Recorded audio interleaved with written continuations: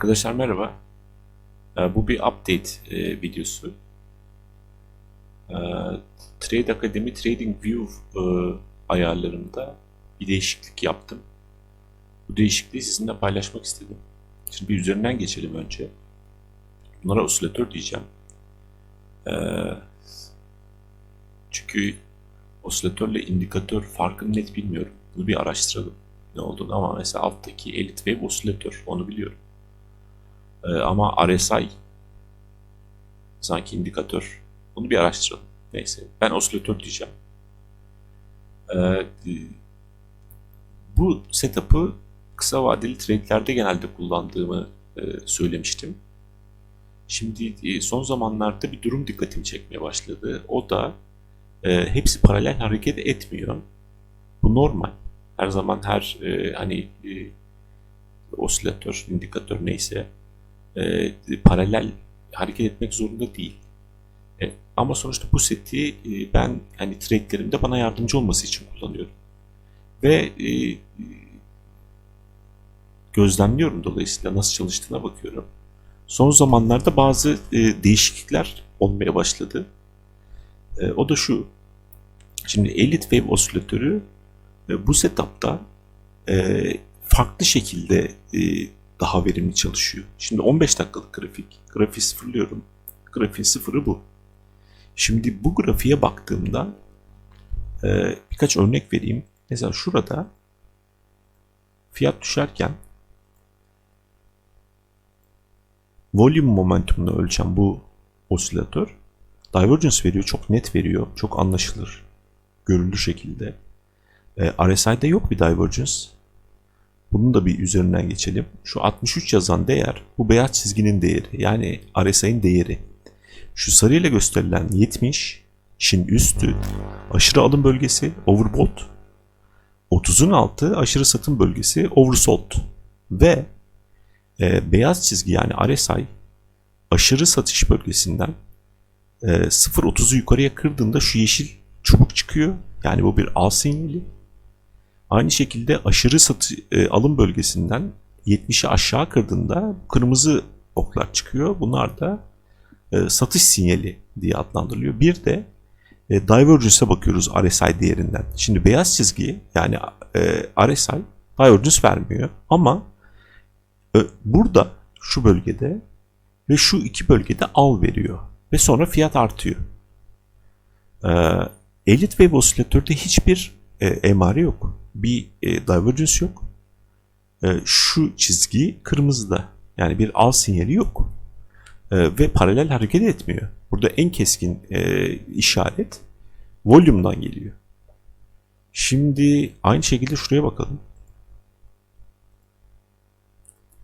Yine volume momentumunu ölçen osilatörümüz çok net, keskin, anlaşılır zamanında sinyal veriyor.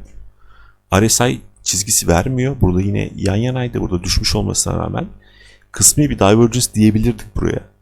Ama buraya diyemeyiz. Bir divergence yok. Ama şurada al sinyal veriyor. Çünkü sıfırdan 30'u yukarıya kesiyor. Aşırı satış bölgesinden. Dolayısıyla bu da fena bir sinyal değil. Bu yükseliş bununki kadar fazla olmamasına rağmen. Elite Wave osilatörde yine hiçbir numara yok.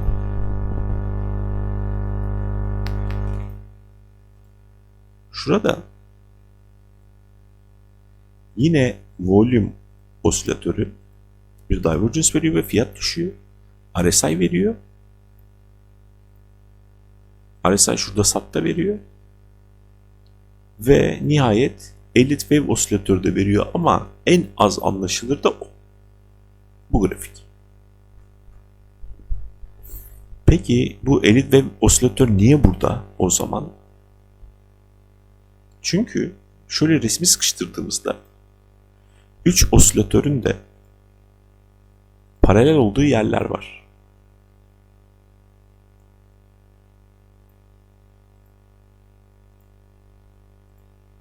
Burada RSI hem SAT veriyor defalarca. Burada yine en az sinyali veren Elite Wave osilatör ama bir divergence var. Ve buradaki değerlere göre Elite Wave osilatör üstündeki değerlere göre En net divergence de burası. Aslında en büyük marj da burada. %12'lik bir marjın sinyali bu. Çünkü bu aşağıda da bir daha divergence var. Hepsinde. Ve aslında bu indikatörler burası için çalışıyor. Sıkıştırdığımızda, biraz daha makro baktığımızda olaya, şurada da fiyat düşmesine rağmen üçü birden aynı anda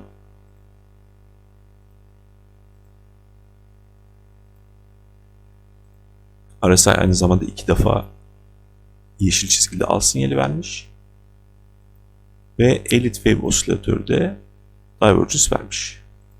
Şimdi bunun için var. Yani %10'a üçü birden okey veriyor. Diğerlerinde bazıları görüyor, bazıları görmüyor ama en keskini volüm ölçem, volüm momentumunu ölçem.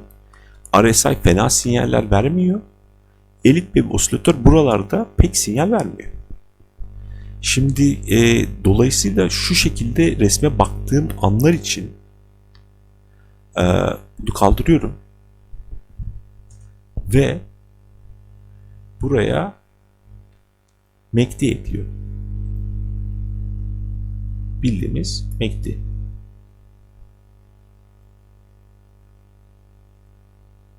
MACD yazınca geliyor. Ben bunu kaydetmiştim. Şimdi renkleri farklı. Ona göre kendi setup'ıma geleyim. Şimdi niye MACD? Çünkü şuradaki şu volume'un yakaladığı yeri enteresan bir şekilde benim MACD de yakalıyor. Bu default burada, yani klasik standart bir MACD. RSI'yi yakalayamadığını, Elliott Wave'in yakalayamadığını yakalıyor. Bu şu tip yerlerdeki düşüşlerde trendin kırılması şeklinde oldukça ikna edici ve işte şu şekilde trendi beyazın kırmızıyı yukarıya kesmesi gibi yerlerde key sinyaliyle oldukça ikna edici long ve short emirleri de veriyor bu divergence'ın yanında. Ve mesela burada da vermiş divergence'ı. Yani divergence, divergence, divergence. Elliott Wave osilatörden şu ekran görüntüsünde daha iyi.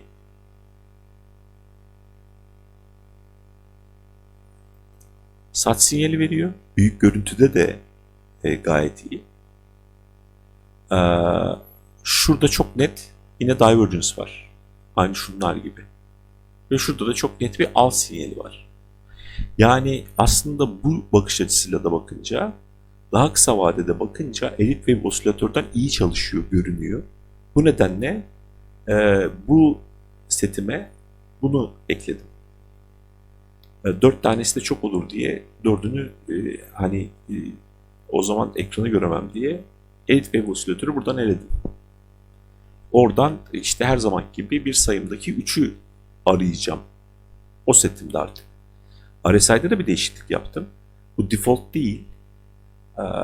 Çünkü default'u öyle göstereyim. Aradaki fark.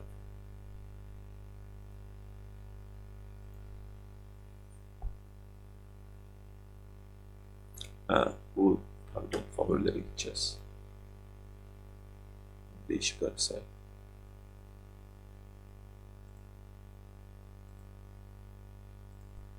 Bu osilatörün default'u bu.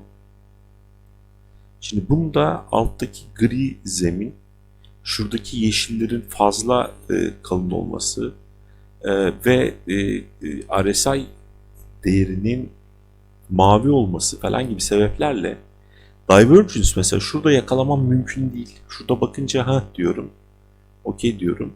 Yani şurada bile anlaşılır değil. Yani şu net divergence'ı burada göremiyorum. Yani üstlerde fena değil. Özetle bakınca daha rahat görmemi sağlayan şu renklere çevirdim RSI'den. Bu değişiklikleri yaptım.